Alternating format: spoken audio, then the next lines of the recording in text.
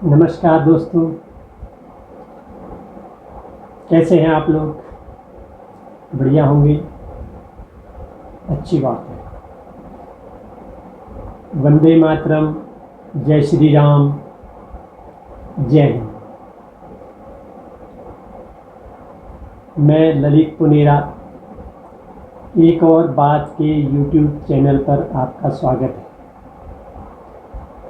दोस्तों, आज के वीडियो में मैं चर्चा करने जा रहा हूँ अभी कुछ दिनों से या कुछ समय पूर्व कुछ खबरें हमारे पास, अच्छी खबरें आ रही हैं विदेशों से। तो वो खबरें हैं जो भारत के शत्रु, भारत विरोधी,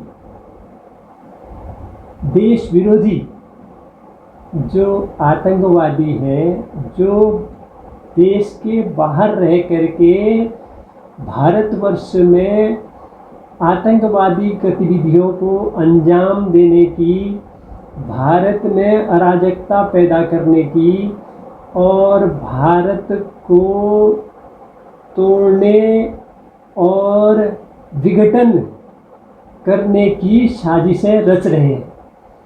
उनमें से कुछ आतंकवादी और या कुछ अपराधी, षड्यंत्रकारी पिछले कुछ महीनों में विदेशों में या तो मारे गए या फिर संदेहास्पद स्थितियों में, संदिग्ध परिस्थितियों में मृत पाए गए। तो ये क्या महज एक संयोग है या भारतवर्ष का एक सफल प्रयोग है? जैसे जनवरी 2020 में हरमीत सिंह उर्फ हैप्पी PhD, जुलाई 2022 में रिपु दमन सिंह मलिक और 20 फरवरी 2023 को बशीर अहमद पीर, मई 2023 में अब्दुल सलाम भुट्टावी, 26 फरवरी 2023 को सैयद खालिद रजा और 6 मई 2023 को परमजीत सिंह पंजवार और अब भी हाल में 15 जून को अवतार सिंह खांडा ब्रिटेन में और 18/6/2023 को हरदीप सिंह निज्जर, जो खालिस्तान समर्थक, आतंकवादी कहो, उग्रवादी कहो, ये कनाडा में मारा गया, इसकी हत्या हुई। षड्यंत्रकारी आतंकवादी थे जो निरंतर पिछले कुछ महीनों से विदेशों में मारे जा रहे हैं। तो तब मैं बात कर रहा था कि ये एक महज संयोग है या भारतवर्ष का प्रयोग है। केंद्र में मोदी जी की सरकार है और गृह मंत्री अमित शाह जी हैं और NSA हैं श्री अजीत डोभाल।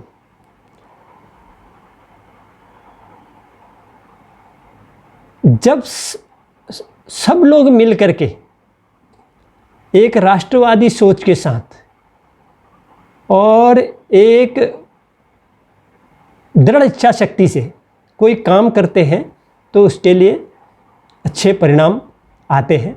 इसीलिए मैं कह रहा था कि खबरें अच्छी आ रही हैं। मुझ जैसे व्यक्ति तक ये खबरें पहुंच करके थोड़ा मुझे भी जगा देती हैं, विचलित कर देती हैं, लेकिन मुझे आश्चर्य हो रहा है कि इन खबरों पर हमारे रुदाली गैंग, शांति दूत और तथाकथित सेक्युलर हिंदू, वामपंथी और देश विरोधी अन्य टूल किट गैंग, जो भारतवर्ष में कोई भी नेक काम होता है देश की हित के लिए, देश की अखंडता के लिए, देश की संप्रभुता के लिए कोई कार्य होता है तो ये उस पर इफ बट और प्रश्न चिन्ह जरूर लगाते हैं और रोना रोते हैं, विधवा विलाप करते हैं। कानून की हत्या हो गई, लोकतंत्र की हत्या हो गई है, तो ये भारत के बाहर मारे जा रहे हैं। ऐसा तो नहीं कि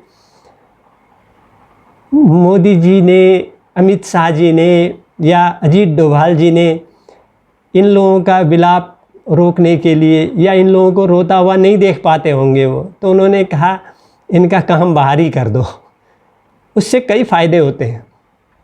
अगर ये आतंकवादी, ये देश विरोधी, ये उग्रवादी देश के अंदर मारे जाएं तो left liberal media, rudali gang और भारत के शांति दूत जो शांति के पुजारी हैं, आप समझ रहे हैं ना मैं क्या कहना चाह रहा हूँ, और तथाकथित सेक्युलर हिंदू, वामपंथी दल और टूल किट गैंग, रोना धोना, विधवा विलाप और कानून की दुहाई देना, संविधान की दुहाई देना, ये सब काम करते। तो ये काम हमारे बाहरी मददगार कर दे रहे हैं। और बाहरी मददगार क्यों कर रहे हैं? लोग तो अपने भाई की मदद नहीं कर रहा, ये समय ऐसा है। और हमारे देश की मदद विदेश में हो रही है, हमारे देश के अपराधियों को विदेश में मारा जा रहा है, तो इस बात की तो पुष्टि होती है कि हमारी विदेश नीति बहुत अच्छी और विस्तारवादी और सुदृढ़ और देशहित में है।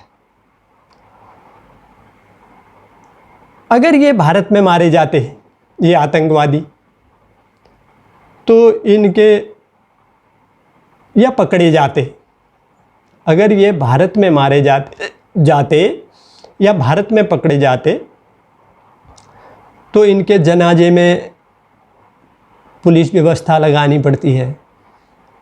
और अगर ये पकड़े जाते फिर कोर्ट में इनको पेश करो, फिर इनको जेलों में इनको कड़ी सुरक्षा दो, उसमें हमारा पुलिस बल लगता है, अनावश्यक खर्चा बढ़ता है। तो एक तो उसकी बचत हो गई। और जब सभी विश्व में मंदी का दौर चल रहा है तो सभी लोगों को ऐसी बचत के बारे में भी सोचना चाहिए। अगर ये विदेश में पकड़े जाते, गिरफ्तार होते, फिर इनके प्रत्यावरण के लिए लंबी प्रक्रिया चलती है, उसमें बड़े पापड़ बेलने पड़ते हैं। कई अभी तक विदेशों में पकड़े गए हैं जो भारत के अपराधी हैं, भारत के मोस्ट वांटेड हैं, उनका अभी तक प्रत्यार्पण नहीं हो पाया है, लंबी प्रक्रिया चलती है। तो उस प्रक्रिया से भी हम बच जाते हैं। और इनको जब तक न्यायालय का फैसला नहीं आ जाता है तब तक इनको पालना एक सफ़ेद हाथी पालने जैसा ही होता है। पालना तो है, खिलाना है इनको, इनके रख रखाव है, इनकी सुरक्षा है, इनको पेशी लाना ले जाना, तो उसके खर्चे से भी बचा जा रहा है।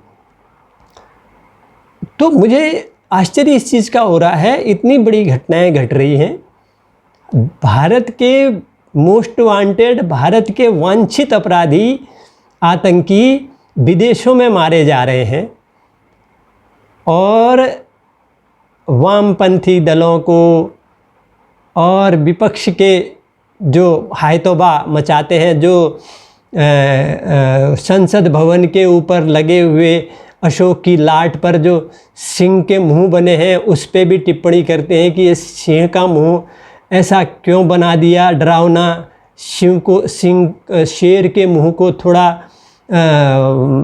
सिंपैथी वाला बनाना चाहिए था, और सेंगोल संसद भवन में क्यों स्थापित कर दिया।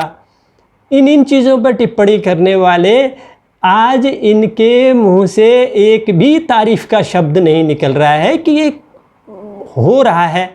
ऐसे तो होता नहीं। भगवान भी कभी साक्षात शिव जी, ब्रह्मा जी, विष्णु जी साक्षात आकर के कोई काम नहीं करते, वो भी किसी के जरिए, किसी माध्यम से काम करते हैं, अवतार लेते हैं भगवान।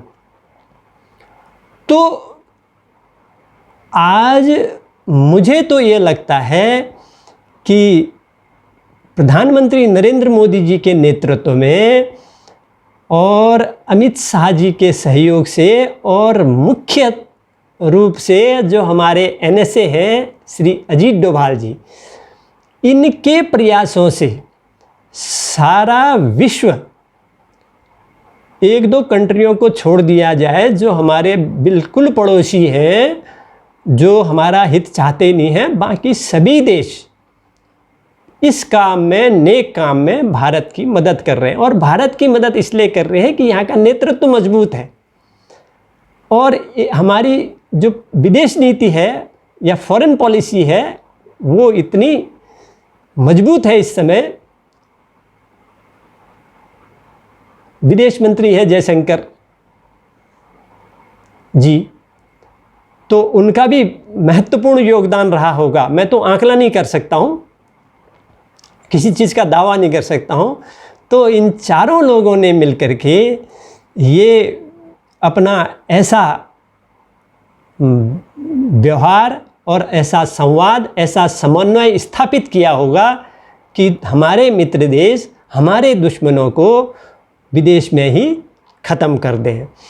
अब बात ये है कि इतनी बड़ी कामयाबियां मिल रही हैं, इतनी बड़े सफलताएं मिल रही हैं, तो विपक्ष को खुले मंच से, दलगत राजनीति से ऊपर उठ करके एक बार अवश्य इस चीज़ का समर्थन और सराहना जरूर करनी चाहिए कि केंद्र की सरकार के मौजूदा कार्यप्रणाली, मौजूदा विदेश नीति और उनकी लगन परिश्रम से ये सब कुछ संभव हो पा रहा है। और हम सिर्फ और सिर्फ विरोध करने की ही बात करते हैं। विरोध होना चाहिए। लोकतंत्र में सत्ता पक्ष और विपक्ष दोनों मजबूत होते हैं तो मजबूत लोकतंत्र होता है। विरोध कीजिए, लेकिन जायज़ विरोध करना उचित है। और जहाँ पर सराहनीय कार्य किए जाते हैं सरकार द्वारा, चाहे कोई भी सरकार आए, आज बीजेपी की सरकार है वर्तमान में, कल कोई दूसरी सरकार भी आए, इस सभी दलों के लिए अगर कोई अच्छा कार्य सरकार द्वारा किया जाता है या सत्तारूढ़ पार्टी द्वारा किया जाता है तो विपक्ष को मुक्त कंठ से उसकी प्रशंसा भी करनी चाहिए। ये भी एक राजनीति का अभिन्न अंग है। और हम सिर्फ विरोध करेंगे और प्रशंसा नहीं करेंगे। आप परिवार में ही देख लीजिए ना, घर के एक सदस्य ने अच्छा काम किया, सभी सदस्य उसकी पीठ थपथपाएं, शाबाश, बहुत बढ़िया काम, उसका मनोबल बढ़ता है। कहीं पर गलती हुई तो उसकी टोका टाकी भी ज़रूरी है, बेटा तुम ये गलत कर रहे हो, भाई आपने ये गलत कर दिया। तो वैसे ही देश में भी अच्छा काम हो रहा है, अच्छे परिणाम आ रहे हैं, और तो उसकी सराहना, प्रशंसा भी आवश्यक है। और कहीं पर आपको लगता है कि या इसके दुष्परिणाम होंगे या दूरगामी परिणाम अच्छे नहीं होंगे तो आप अपना विरोध दर्ज करा सकते हैं विधिवत। तो आज के वीडियो में दोस्तों इतना ही, और फिर मिलेंगे अगले अंक में एक और बात के साथ। तब तक के लिए नमस्कार, जय हिंद, वंदे मातरम। दोस्तों वीडियो को देखिए, लाइक कीजिए, शेयर कीजिए और कमेंट्स कीजिए, सब्सक्राइब ज़रूर कीजिए। नमस्कार।